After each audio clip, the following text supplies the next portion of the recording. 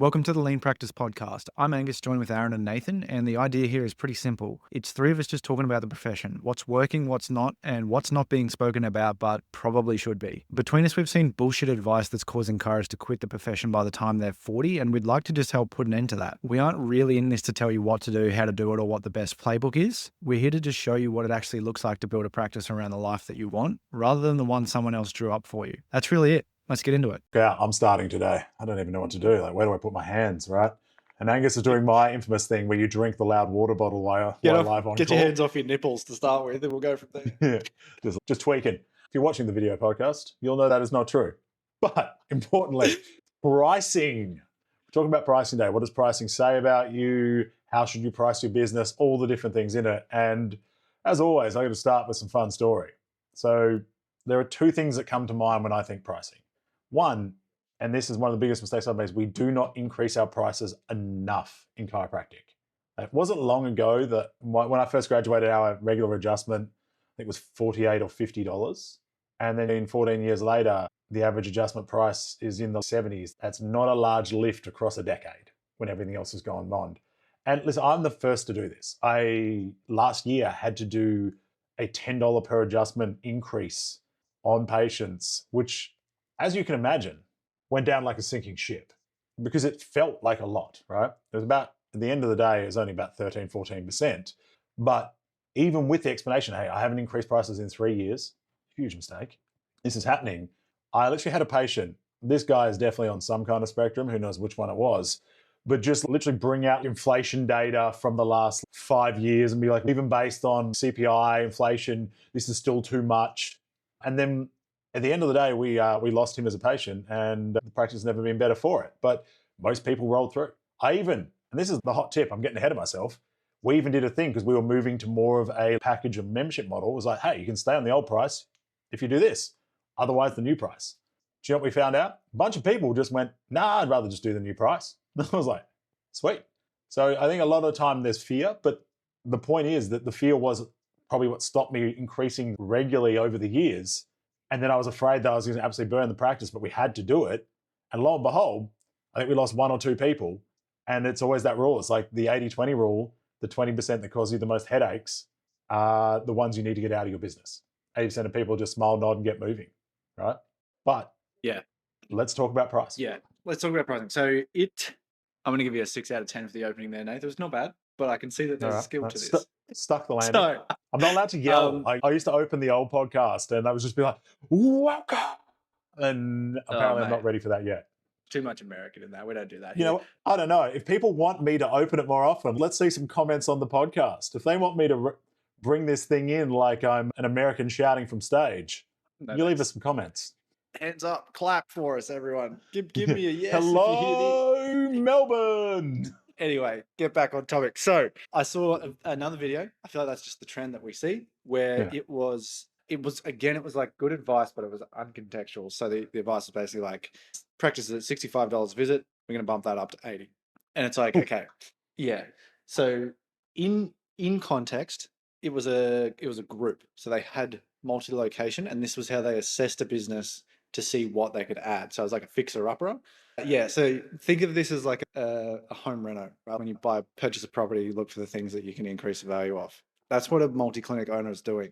So they're getting the P&Ls and all the business, the balance sheets and stuff, and they're going, okay, this is what this business does. These are the things we could do to improve it. This is how much we can purchase it for. And then this is how we're going to get it to where we want it to be in 5 years' time or whatever. That's what they do. That's their mindset. If you're sitting in your practice and you look at that and you go, oh, okay, so if I just want to blow up this practice, all I need to do is increase my price by $15 and double my retention, you are going to piss people off. And I see, your boy Homos and all that, and they're like, you're not charging enough, charge more. But it's like when you're actually on the ground in reality, you've built a community, you've got a base, you've got people who know you, they like you, and then you do something like this, it has such a big effect, and it will blow your practice up because people fucking leave. Like, that's a thing. So yes, we undercharge. I definitely think, and we'll get into all that. That's not new. But then there's also like ways to do it so that you don't just destroy your own practice, because that's, again, it's like looking at the advice, cool, uncontextual. If you do that, they are some conversations you just don't want to have. I have an awful story, I just did it again, of a practice that took over. Guy was there for 20 years. They took away the FMOS machine and the high caps machine because that was how their protocols worked to get everyone just on like prepayment and just remove like the need for all of that. Man, that guy was like loved by everyone. Within 6 months, the entire town hated him. And I can't even put a cherry on top of like that. They hated him. They like fully hated him. And it's just the way I think the transition's done, crucial. The context is crucial. And we don't need to go into that side of changing systems, but even just doing the price is crucial. There's ways that you just have to do it and you have to think through it. So as you said, we're going to go through those topics. I'll just pull up what I've got. So starting off, we're going to say what your price says about you before anyone walks in. So this is probably whenever someone starts practice, the routine is basically to like look around, look sideways and try and get an average and just be the average. How do you feel about that? What do you notice? I think it's something I sort of went through. I think we all went through it. I tend to see the opposite, where they look around, they want to be the cheapest, not even the average, or the lower side of the average. And I remember getting advice from a mentor of mine, and I still think of this every time. It's just someone has to be the most expensive. Why not you? And I would argue that most people I have met always, and I think it's a part of whether it's ego or whether it's part of wanting to deliver the most for someone, they believe they deliver the best care in their area, right? Because if for the person in front of you, I deliver the best care. Because if you didn't believe that, I only assume you would have referred that person if they were better served elsewhere, right? So if you deliver the best product and service on that thing, why don't you have a right to be the more expensive person? Yeah. I think you got to earn it. I think that's how I see that. It's like, I don't know if I would start my practice and be the most expensive without, because then there's the whole supply and demand. So I definitely understand that there's a race to the bottom and there's no point being the second cheapest or most expensive. But it's when you start, and this maybe leans more into models than anything. But if I was going to be like, all right, I'm going to do high volume, I don't know that I can be the most expensive compared to someone who potentially is lower volume, but then their appointments are completely different to what mine look like. So maybe the conversation starts with models. See, I disagree. I think you can charge more in high volume than you can in low volume. Because I think the assumption, and this is the assumption I think a lot of people in longer appointment times make, is that because you do a longer time, you have the right, it's better, right? I've always made this argument that if you can get the same result in a fraction of the time, you should charge more because you save that person so much time. If you could have gone and seen someone and they do 45 minutes and I can get the same result in 15, in a third of the time, why shouldn't I charge as much as that person? And most importantly, maybe more, because time is the most valuable resource. I know it's very counterintuitive for people, I get it, but I just think it's a fact. If your only value proposition is that you take more time, then you're essentially just like a massage therapist that's charging in 30, 60, 90-minute increments. You're not a primary practitioner. You're just charging for time. And although that is what a lot of people are conditioned to, if you can deliver the value, there's no reason you can't charge the same. And my other counter to that is if I can do the same thing in the same amount of time, if your whole value proposition is we take longer, when I look at that, I just assume that you're shit at your job. Because why do you need that much time? There's legitimate cases, obviously, where you might need more time. But if your only sales proposition is you take longer than other people to do the same thing, then I just assume you're not very good. Yeah. Okay. I think we've gone on 3 different tangents in 5 seconds. I'm not going to let you start again. This has gone terribly. So, if I did let's say you did a 20-minute appointment or a 30-minute appointment, low volume model, you're going to cap yourself out at 80 visits a week. To survive, what does the pricing model need to look like there in Australia? That's right. I would say you probably want to be 90 to 100. Cool. If you did high volume, 3 across 15-minute blocks, then what are the sort of radius there? Or I would say that from what I see, I would be charging anywhere from 75 to 85. Yeah. Yeah. So I think that's kind of the foundational point. It's like, I definitely agree with what you just said. Just because you can do the same job and you need 15 and one needs 5, I definitely get that. But when you're sitting down and you're figuring out how you want to practice and what your product looks like, you can't necessarily, like, I think there is the difference there. And there's a fundamental difference that also then isn't, you're probably doing something else. I'm assuming like your service probably looks like something else. I think what you're probably talking about is more of a break-even level, right? So compared to break-even, you can charge less in a high volume model, assuming you can actually get the volume, of course, because that you're going to have more volume coming through, right? If you have 100 people at $80, but you only want to, and that's $8,000, and you only want to see 50 people, but still make $8,000, well, then you need to charge double the amount, right? So like, yeah, from a break even or a revenue that you want to earn point of view, you have to charge more in a lower volume model. This is, I think, what you're illustrating. I think I guess I come to the other side from a mindset point of view, though, for someone who is in a and again, I'm going to air quote high volume here because high volume is so subjective for people, but there's no reason why you can't charge a high fee in a high volume model. And I think a lot of people assume that it's like, well, I'm high volume, so I charge less.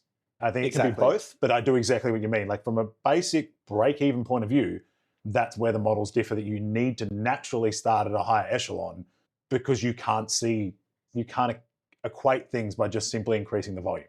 Yeah, because again, it's if you've applied a high volume pricing model to a low volume business model, you're stuffed. You've done it like you've lost from the start. Yeah, I think that's where we were starting. Then when you hit your capacities, so that if that's at low volume or high volume, that's when it's like you're valuable. Make them more expensive. Like that makes total sense for me. Yeah. But again, it's like when you start, what does your price say about you? Even just on a face value, we walk in. If it's a higher volume, what would you say, sort of between that 70 and 80 in Australia, probably? Yeah, so 70 to 80 is probably I think it should be coming up now, sort of 75 to 85.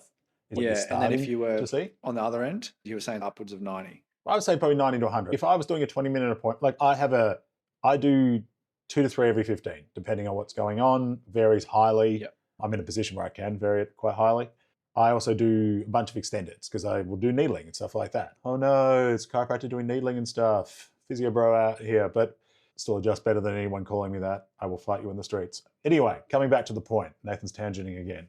Fight me. The point is, I do a 15-minute extended. I just love baiting Angus on this. And I charge, I think, 90 for that currently. Yeah, so, yeah. Sure. So then, interesting point to make there. You're saying starting a high volume, you would expect around, the floor was almost 70 then. The majority of people I talk to are charging 65. What's going on there? Why? What's happening? Either if it's an established business that's been there for too long, they just aren't putting prices up. They just have not followed pricing. They're too afraid, all those kind of things, right? Or number two, if it's someone that's newly opened, again, I would say they're too afraid and they're just doing either what they were doing at their previous associateship, or they just have got that imposter on the shoulder. That's just, I haven't earned the right to charge more. And I think waiting for the right to charge it's never going to come, right? No, you've absolutely nailed that. You've just taken the price from your old job and put it in your new one. And then it's either like, I just never knew that I had to increase them, or for some reason you're too afraid to increase your prices, which exactly was what happened at that other clinic. He never increased the price, so it had to go up because he was scared of this. But if he had have had some kind of increasing frequency over time, it makes sense, because that, like, yogurt's gone up $1 over the last few years because it had to. Otherwise, we'd not have any yogurt. There's a weird analogy you're running in there, but I'm here for it. Yeah, Yogurt was not the commodity that I figured would come up. It was like, damn, I used to love it. And then I was like, damn, that's 20%. It was a lot. My big yogurt's coming for you. And that was like the Coles Greek, the cheap one. I can't even imagine the other ones. Far out. Right. Well, we'll talk about raising prices shortly, because I think there's a lot of analogies to this that really come into it.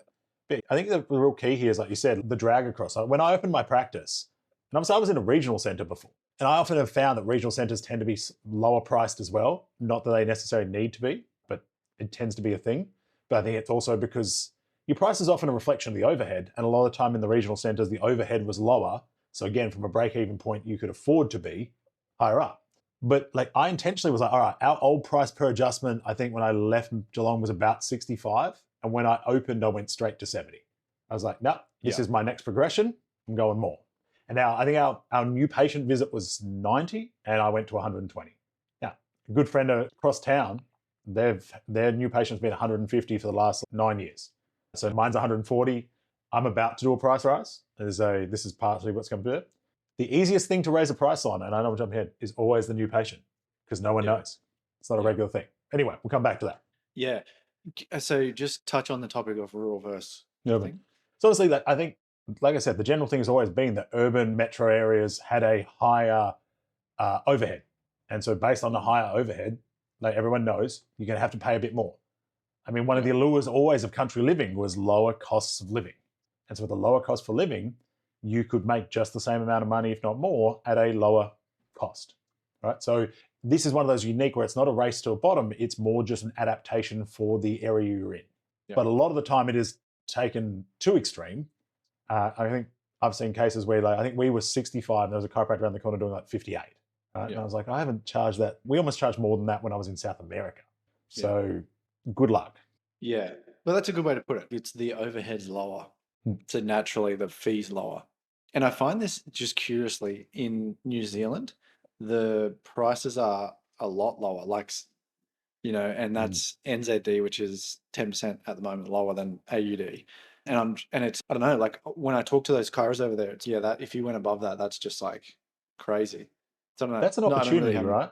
Yeah, like that's how I felt. But they're all just like, no, you can't. And I don't know if it was like peer pressure, like if other chiros would look at you and be like, what are you doing? Or if it was the community, I don't know. But yeah, it's just something curious I've noticed. Apparently chiropractic in New Zealand's the Freemasons. Everyone knows the handshake and you're not allowed to go above $60. Yeah. Yeah. Which again, as you say, I agree. It's like, that's pretty big opportunity. Be the one in front, but it's like you got to have a reason to be the one in front. So yeah, interesting, I thought anyway. So yeah, definitely there's a difference between country and then city. And then there's also a difference between if you're starting long and low volume and high volume. Obviously, this is all when you start. When you're established though, the rules can change, right? And it's simply just supply and demand. So if you are at your maximum supply and the demand was still increasing, what is stopping you from increasing your price? I don't think anything. At all. And in fact, even if you aren't at demand, you should have yearly price increases pretty much. If you want a sustainable business, you need yearly price increases or give or take, right? But if you're if you're maximizing your demand, 100%. I have a very good friend, I probably mentioned before, has a gym. And unfortunately, over the years, he's grandfathered a lot of people on different tiers in his gym. And so he's about to do a maximal, like everyone's basically coming to the same tier, right? And so for some people, it's like $2, for others, it's $10. It's a more significant one. But the truth of the matter is, like his gym's actually at capacity. They've stopped letting people join. This is a 24/7 style gym with classes that has stopped letting people join. That's how popular it is. If he ups the prices and 10% of people leave, they'll just replace them and they'll pay the full price. So you'll make more money. This is like one of the things that people get lost in. If you put again, it's not all about money, but again, it's still a business. If you're seeing 100 a week at $70 and $7,000 a week and you suddenly go up to 7,300, you can afford to lose a certain percentage and still be earning the same with capacity to grow through. Right? Exactly. You now need less people to earn the same money. Yeah. Right? And I think that's where, when that advice comes of like your prices aren't high enough, you increase prices, it's like that's the point. It's when you're there, awesome. Yes, there's a flaw, which we will talk about, of yearly increases, but it's like when you get to that point, that's again, high volume model, less time, you still can charge more because you're the guy or the girl, you're the one doing the thing. And there's I really think it's like you've earned it and people will pay more. And if the people you're with, maybe 10% of them are like, no, I don't think so.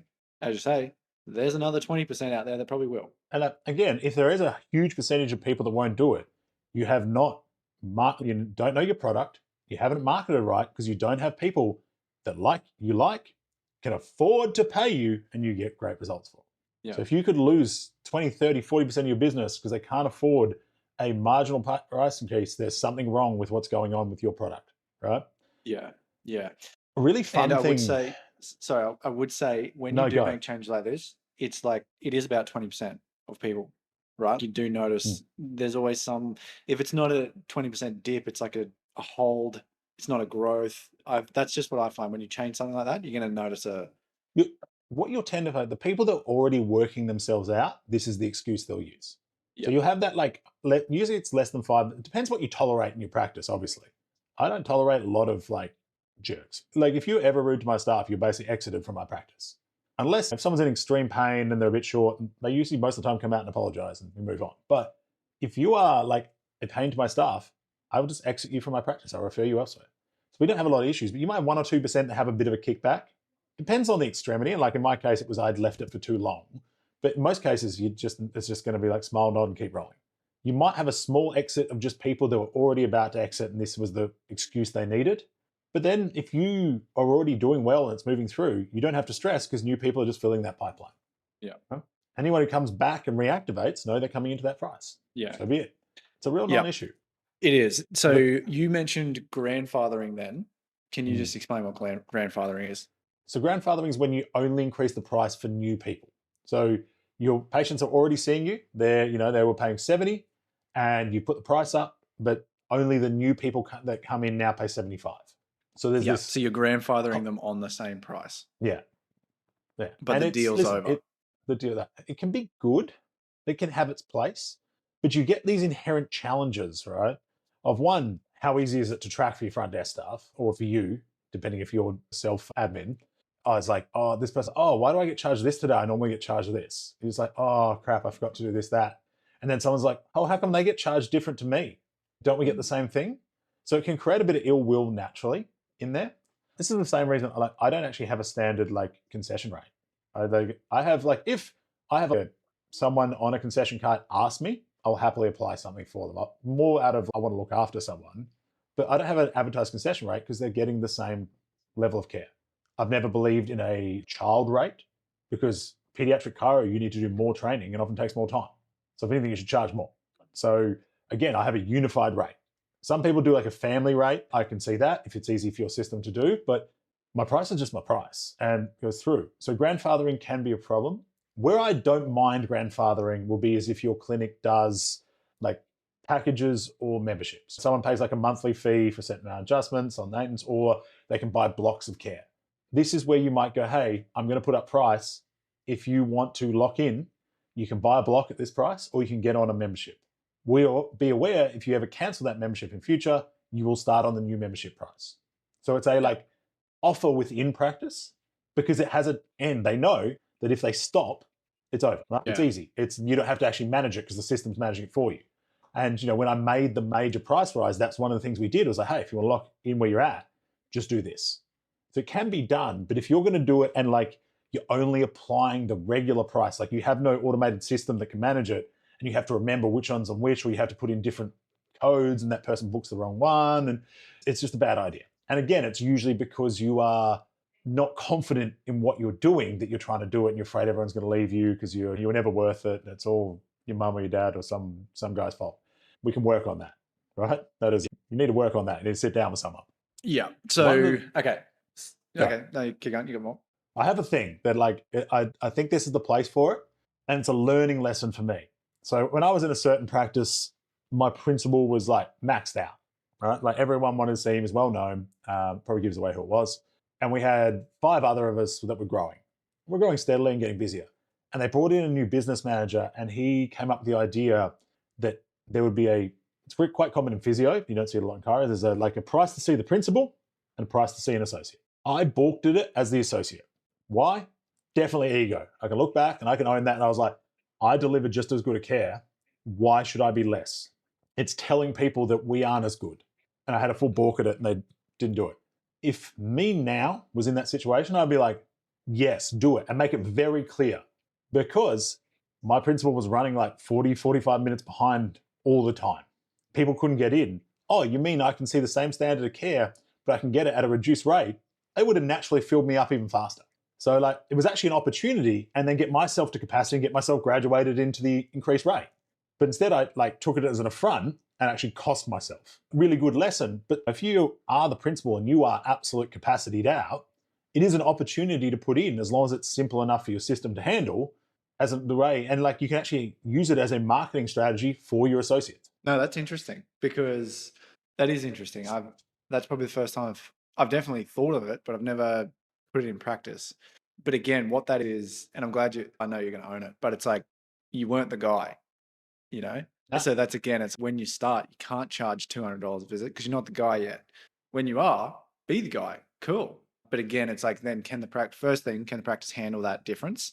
And then how do you do it? And that's what I wanted to go into now. So with the grandfathering and doing all that stuff, I think my hard rule is just like only have one grandfathered price to start with. So use that gym as the example, get everyone on the same baseline, so don't have a 2022 price and a 2023 price and a 2020, way too hard. You've got grandfathered, and then everyone who started after that grandfather period started.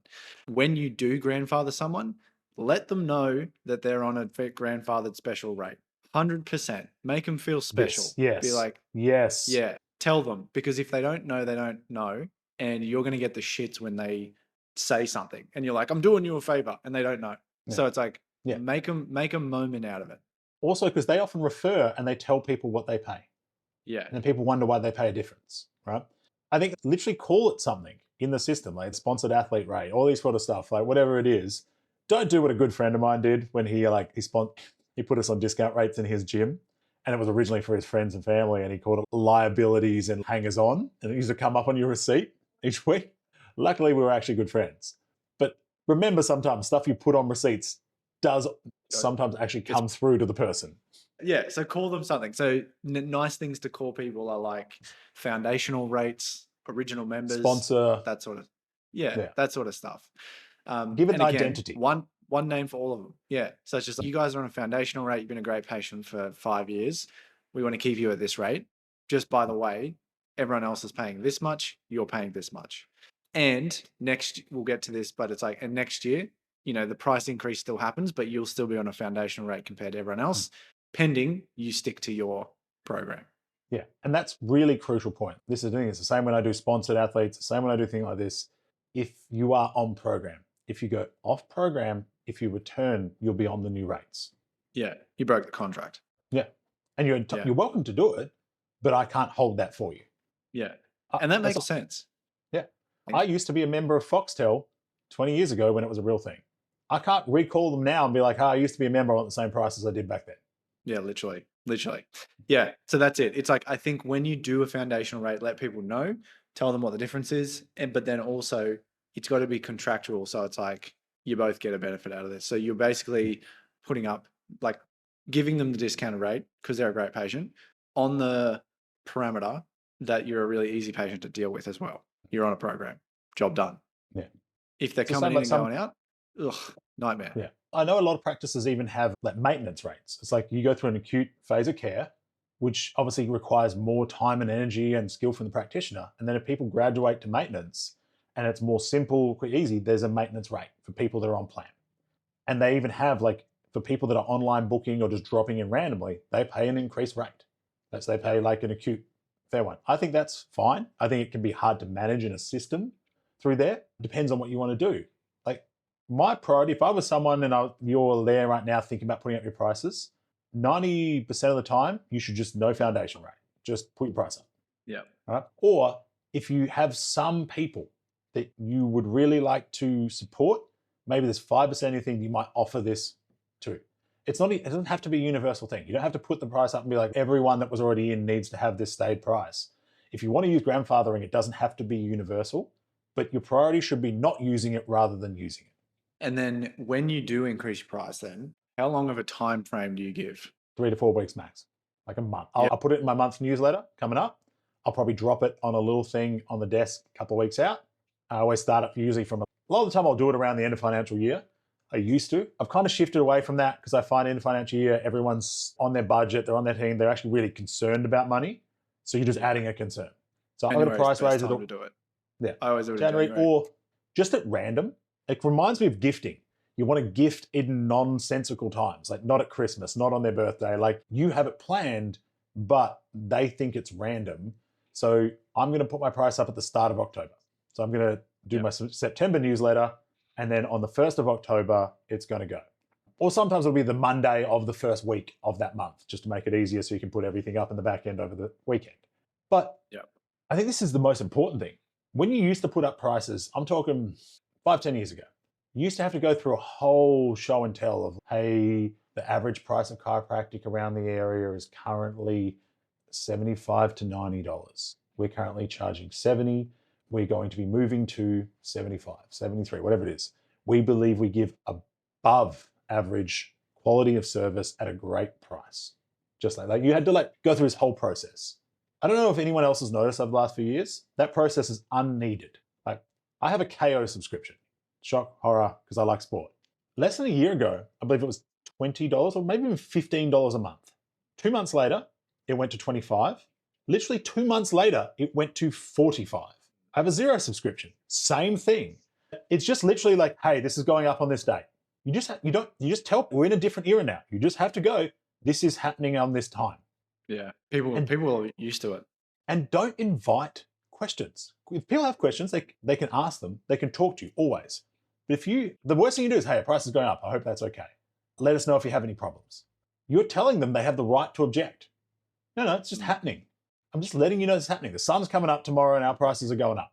Yeah. End of story. Nice. Otherwise, you are inviting the problems. Yeah. Keep the conversation short. So the only add that I would add to that is, we used to do like a quarter. So we'd have this freaking sign up on the front for like months. And then it's like coming. No, I would say whatever your longest scheduled visit is, if it's a month, 6 weeks. Yeah. So at least everyone can come and see it once. That's it. That's what I would set it to. Because if you let it drag out, again, invites more conversation, more questions. If someone comes 3-4 times in that time period, it invites more. It's like, oh, you done that price rise yet? It's just like, do it. It's this date, it's this much, do it. Everyone gets to see it once, minimum. Cool, move on.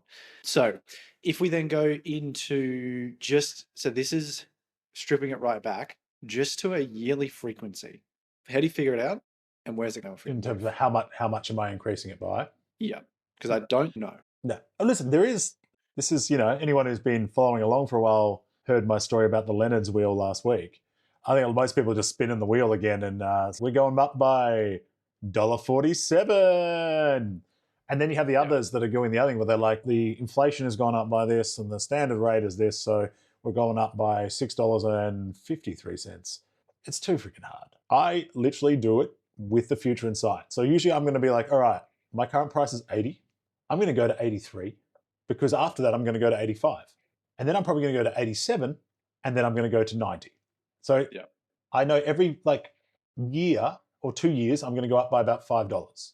And so 83 looks better than 82. 83 to 85 is a non-jump. 87 is better than 88. And then 90. Now again, others might go the other way around. Some might go $5 jumps. Depends what's going on and where you're coming from.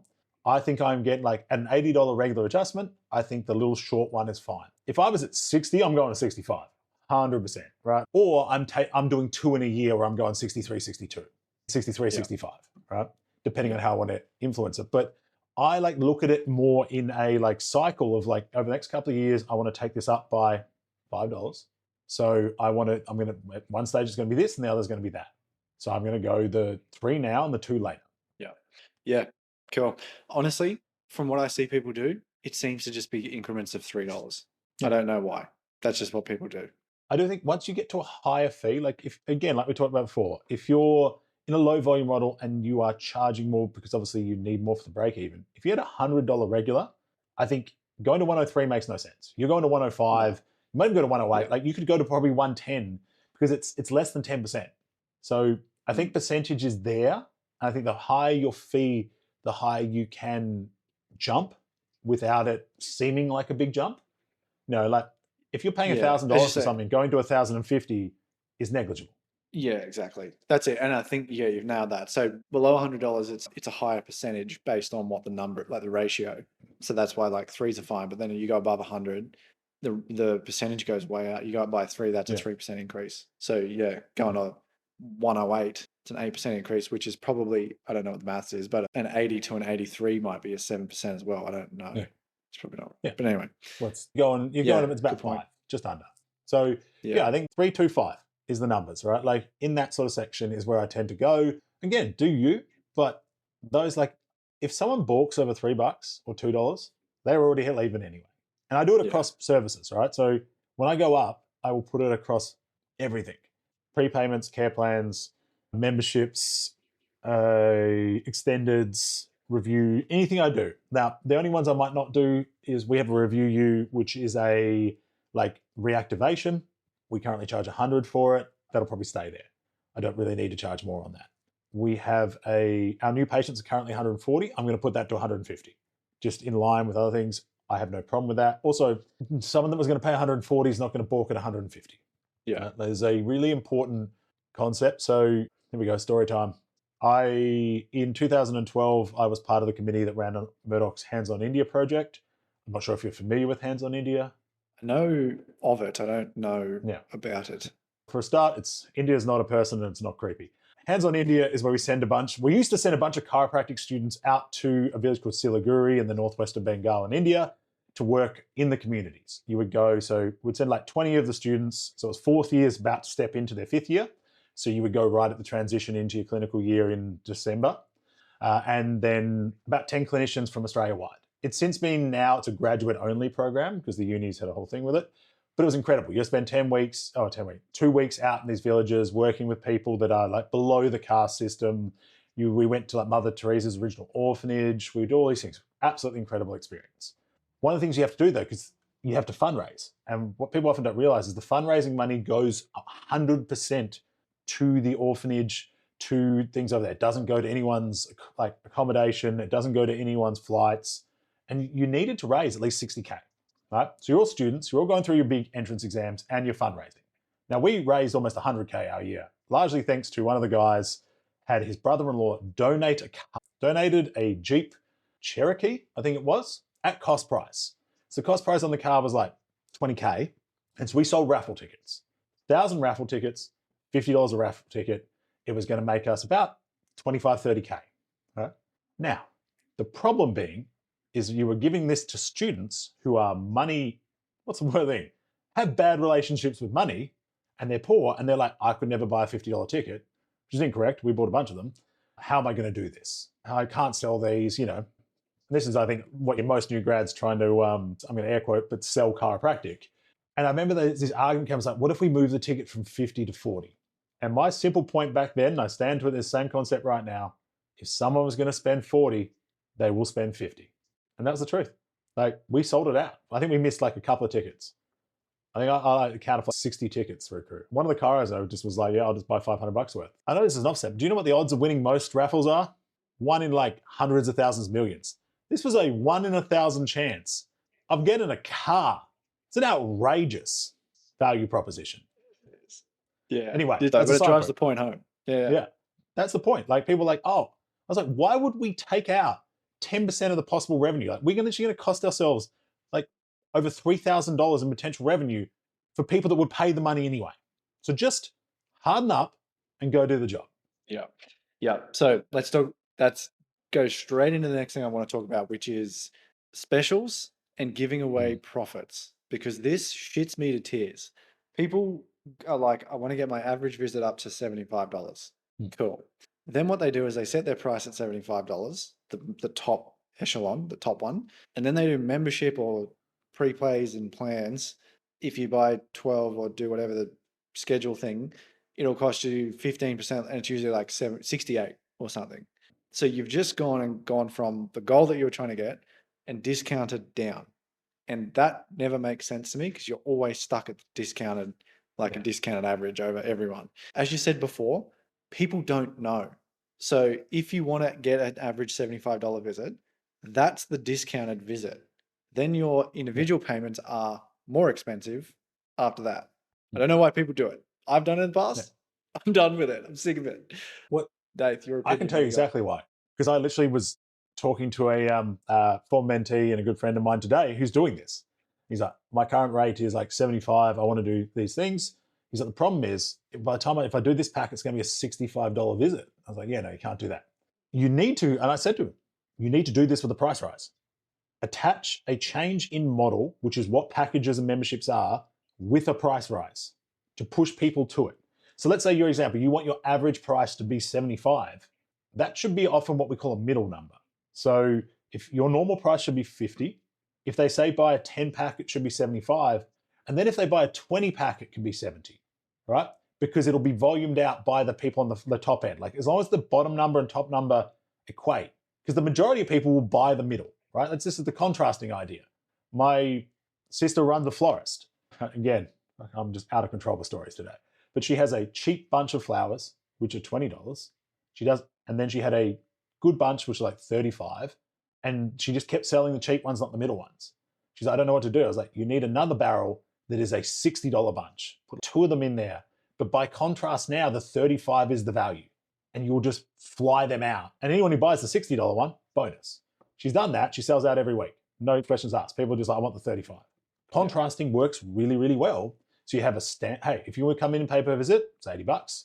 If you want to look at buying a 10-pack, or if you do a membership type thing and you bill on this frequency, it'll be 75. And if you want to do this, it's 70. What works best for you? Right? Yeah. Pure offer. And I'd even, that's it. It's the same thing. I'd even push a little, because I'm not big on 3 prices. I'd just be like 2. It's like you get the discount, you don't get the discount. The concept of middling, 100%. That's a perfect example. But then it's okay, if you're going to do a discount, set that as the floor, which is what you're trying to average. You'll probably get there, because realistically, you're going to have grandfathered people who are below that as well. So that's probably where the middling comes from. Yeah. I think you're right. I think the only one caveat on it is if you do a 10 and 20 pack, or like a 12 and 24, there has to be a reason to buy the bigger pack, right? It's like I worked at a pub where the price per pint and the jug price was the same as 2. If people aren't aware, 2 pints go into a jug of beer. For any international livers, a jug of beer is 2 large beers. If you want someone to buy a jug, it can't just be the price of 2 pints. Yeah. So it has to be a slight drop.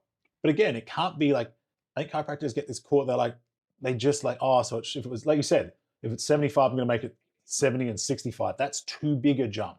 You have to like either, like you said, set your base price at like, if you buy it here, you get the 70, you want an average. If you buy a 24 pack, it's 75. If you buy a 12 pack, it's 77.50, and it's normally 80. But otherwise, it should just be, if I'm in a normal consult, it's like, this is the price, this is the other price. Yeah. And this is probably one of the rare times where I'm like, even if someone bought 20 or 10, I don't care. I'm only doing, the only reason you'd give them a bigger discount is if it's saved labor and cost. So then you're like, sweet, I'll give you a bigger discount. But then I'm at the point where it's like, if it's all scheduled anyway, I'm not going to discount anymore. You can pay for as much as you want, but I'm not going to. Mine saves staff time, because it's already like paid for, everything's on file, so it is a bang. So I can afford to, like, it gives me more leniency. And also, those people are usually scheduled right out, because that's usually comes with it. You must be scheduled forward. So it's like, all right, you're going to pre-fill my book, you're going to make my front desk faster. That's lesser, my break even comes down on that. So I can give more on that. The other great way to do this, and this is what I'm saying to the other person, because one of the risks here is devaluing the average cost of adjustment. Because I've got people in my practice right now that we put prices up, they were great patients, they're going through some hard times, they're not on a plan, but I'm honoring the plan price because I can do that. But now they have to write on their file, it's actually more time for my staff to manage this. So and then they get used to a lower price. And so same by like, I don't like talking so much in terms of per visit price. So your other way to do this, but maintaining your average, is like, if you buy 10, you get your 11th free kind of thing, right? If the percentages work, but then every appointment they get when they get the receipt still says your 75 number, right? So you figure out what the maths are where it's only like a 5% discount now, but they're like, people like the idea of it's the old loyalty card, they get the extra one, but when they're getting, because they can't claim on that last one because it's no cost, but for all the rest, they get that full price and then normal full price. So it's like the reverse high caps thing, where I don't like high caps because I think it's a devaluation of your service price, because people get used to paying a lesser price, and then when it runs out, it feels more obtrusive. Whereas if they've had to pay the normal price and then go claim themselves, it doesn't feel as much. But it's the same concept that you're like, this is the core price, and then you can it's just wording, right? It's just marketing. Yeah. And some good points brought up there. So one being, because I know this is a question people are going to ask, if someone does a 20 pack and they pay for it all, and then they get halfway through, you just give them their money back. I feel like we don't have to say that, but I kind of like if they come through, I get halfway through and they're like, oh, listen, I'm moving interstate. Yeah, no worries. Whatever's left over, I'm sending back. You don't do you should have been paying this, I'm going to take that off. No, because also they've probably been a great patient. Oh yeah, sweet, no worries. You've got $600 in credit here. I'll just send that to your account now. Yeah. Like, Yeah, it's that just I don't. worth noting. Worth noting. Good, because that whole conversation comes from single visit margin. Yeah. So if you don't know your average visit cost, go get your P&L for the last 12 months, divide your revenue by the amount of adjustments that occurred in that period. That will tell you what your average visit is without going into the actual margin side of things. It's just like what's your average there. And so that's where you can get that from. Why discounting off what the target is that you're trying to get to pisses me off so much is because the majority of practices are lucky to, the majority of practices on a higher volume model are lucky to have 10%. And I know that from seeing P&Ls, and I know that from working in businesses, and it's tough to get on a high volume model. There's high overheads, 10%. So then if you're going around giving away the 10% discount, you're literally giving away your profit margin. And that's why you feel like at the end of every month, there's no money. Yes. One real important caveat to that: high volume margin when you haven't like traditional associate modeled. If you're an operator, you should be having about the 80% margin in there, give or take. Exactly. Right? Yeah. So it starts off. So then if you run your P&L and you divide your revenue by the adjustments done, that's going to give you your cost. Let's say it's $65. Yeah. Then you run your P&L and the maths on this again. Take expenses. Take expenses off.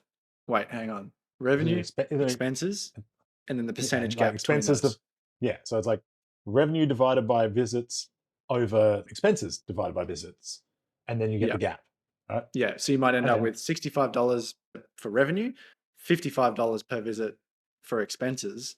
So your gap's only $10. And that's what we're talking about. That's like your profit margin. And if you're giving away the discount there, we're in trouble. So a couple of ways. Cutting into. Literally, you're giving away profit. So two things, as you said, good point. Can we bring our expenses down? That's a whole nother conversation. But if we can get that down, awesome. Then the discounting still works. The other one, though, to help you straight away is stop giving away the freaking discount at the start. So if you don't want a $65 average, set it at $75 and discount up. So your average, like your per visit cost is 80, but the discounted is 75. Exactly. Yeah. Makes sense? Yeah.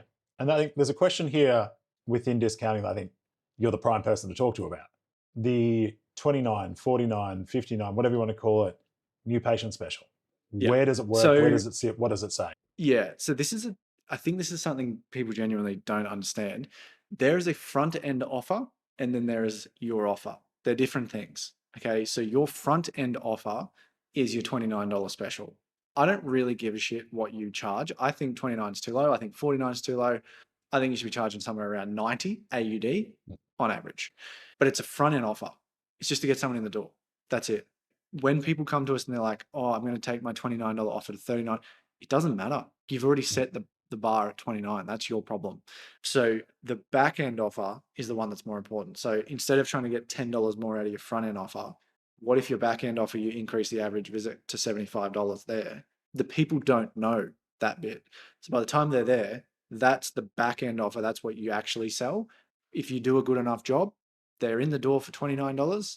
They start your other program that you've now increased the cost on. Beautiful. You're going to make a lot more on the back. The front end, as we say, I think people are racing to the bottom to get lead generations turning into new patient exams to be able to do that conversation. But there's a point which I think we've passed, which is you go too low, you get the wrong demographic that can't even afford that anyway. So I think a correction, which is already happening, you've mentioned it in the past too. I think the front end offer, if you've been running a $29 cheap, don't change it. An extra $10 isn't going to do anything for you, like in terms of business. So I think you've sort of made your bed. The only way to change that is to stop advertising for a while and then relaunch like with a new product and make it closer to 80 or 90. But if you want to increase your average visit cost, adding $10 to the new patient exam is not going to do it. $5 to the average visit cost is. It's going to make a significant difference. So if you've made your bed, sleep in it, do it in the back end. If you're thinking about starting advertising, set it at a rate that's actually respectable because we've gone too far down. Yeah, that makes sense? Perfect. Absolutely. All right. Now, I got asked that exact question on the Transition to Practice webinar from the ACA the other week. And it was more as I think my good friend, Dr. James Christoph, was trying to like lay me up on one to shit on it. But what do you think about people doing it? I was like, I actually just don't care. Especially for a new grad or someone who just needs a volume of people to come in. If you want to run a high lead, if you can actually get those leads to come in and just go, here, you're going to need to practice on doing a consult delivering great service and conversion. Here's just a volume of people to come through. Do your best. I'm not expecting huge things from this, but do your best. Always do the best by the person in front of you. Give them the options. And you can, like, I've seen, I've had people both with me and I've had people I've coached who are doing more big care plans. I've seen them get a $29 lead and convert that into 2 people paying $3,500 each, right? Not irregularly, right? Because sometimes people were already looking and the offer was just enough to be like, oh, I should really get into that. Now, if I was, like you said, that's what an offer is. That's what a front end offer is. It's just that little step.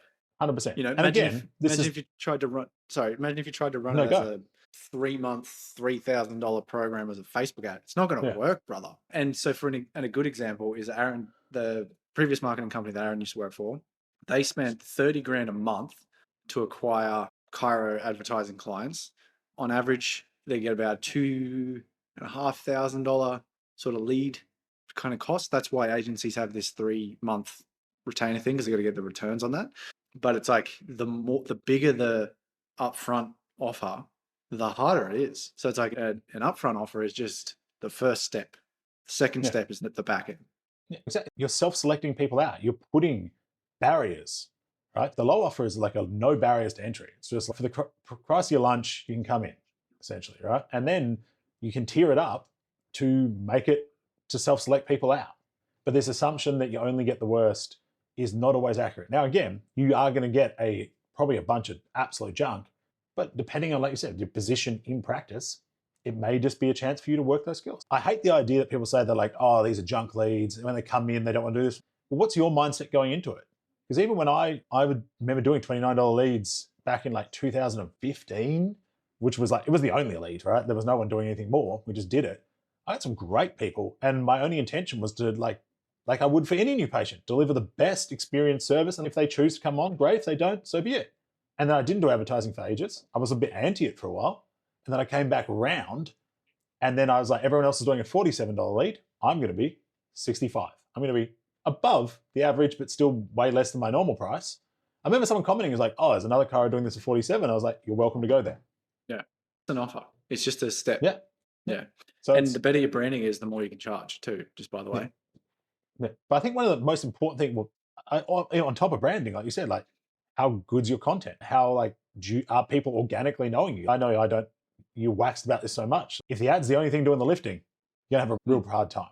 Yeah. But I think the most important thing you said before was that, like, if you've already made this bed, you either need to choose to lie in it, or you need to shut things down for a while, let a bit of memory fatigue happen, and then come back more premium. Yeah, it's incredible. Like we have increased the offer prices by $10 and lead costs 4x's, because there's people that have been watching your ads for months. They just haven't pulled the trigger yet. And then you've made the offer worse. So then it just destroys it. And it's like, is that worth it? That $10 worth it? Or would just increase the price on the back end? Yeah. And I said, the only way to know would be to track it. If you suddenly, those leads come in, convert well, and you better outcome, sweet. If they don't, well then it was a bad decision. Yeah. And yeah, we're probably going on here, but it's also like Facebook advertising is cold leads. It's cold. It's like standing on the street and asking people to come in. You're going to get crap. That's how it is. You can only get good quality leads if you define what a quality lead is. So, and paid advertising doesn't define a quality lead, just shock horror. You are looking for the people who have a problem, they know they need chiropractic, and they're looking for an offer. If that's the game you're playing. So yeah, good point to bring up though. All right, this has been quite an extensive run on prices. Anything else I didn't think it would go for that haven't long. touched? I think it's pretty fair. It's like, well, when you set up, there's location, there's models that have different things. Then there's an annual sort of rise that you should be doing, how to do it, how to handle it, how to grandfather people in, but keep it simple. Then what a front end offer and what a back end offer is. I think that makes sense. Ultimately, the whole game, I think, is like that example. Get to a point where you can be the premium practitioner in the building. That's a thing, but you've got to overcome supply and demand. And I think if anything, we've learned anything today, it's a lot of it comes from self-worth and imposter syndrome. So as always, if you're struggling, reach out and we help. That's a positive, not a negative.